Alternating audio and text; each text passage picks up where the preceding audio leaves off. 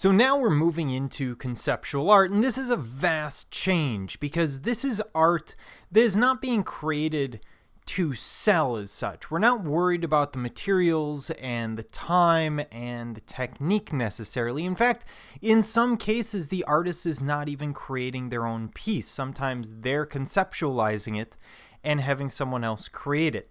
No, instead, conceptual art is about the conversation. So when you look at these pieces, it's not about how stunning this painting of the Annunciation is or how phenomenal this portrait is. Instead, it's about the conversation, which usually starts with one question. Is it art? And then from there, it takes a myriad of other directions. So let's try and define the undefinable. Let's try and define conceptual art. Now, conceptual art is a movement that prizes ideas over the formal or visual components of artwork. So they're focusing on that conversation, on the idea, not the composition. And we see an amalgam of various tendencies rather than a tight, cohesive movement. Conceptualism took a myriad of forms such as performances, happenings, and ephemera. From the mid-1960s through the mid-1970s, conceptual artists produced works and writings that completely rejected standard ideas of art. Their chief claim that the articulation of an artistic idea suffices as the work of art. This also implied that concerns such as aesthetics, expression, skill, and marketability were all irrelevant standards by which art was usually judged. Now, this is going to be an issue, not for the artist, but for the gallery, because galleries need to sell art, and a lot of conceptual art isn't really something you can sell. You might be able to record it, sometimes you can photograph it, but oftentimes it's not something you're really going to sell. It might be created for the space, it might be an installation, it might be a giant shark in a tank. You never know, but it's unlikely to sell. So it does rather change ideas of the art world.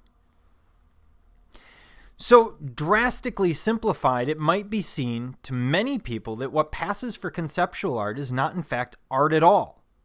Much like Jackson Pollock's drip paintings or Andy Warhol's Campbell's soup cans seem to contradict what previously had passed for art. But we're seeing a change of definition here. Even today, in the current world, the definition of art is very different than it was 100 or 150 years ago. Artists are moving in a different direction. They're focusing on different things. But it's important to understand conceptual art in a succession of avant-garde movements.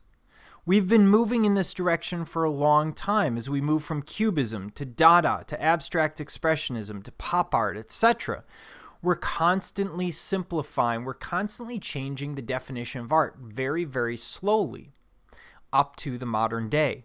Don't forget, this change from what we would term realism of the mid-19th century to today's conceptual art takes place over 150, almost 170 years now. I mean, that is a considerable amount of time. This is not happening nearly as quickly as people like to think. It's not a sudden idea. And they're self-consciously expanding the boundaries of art. Conceptualists themselves are at the extreme end of this avant-garde tradition.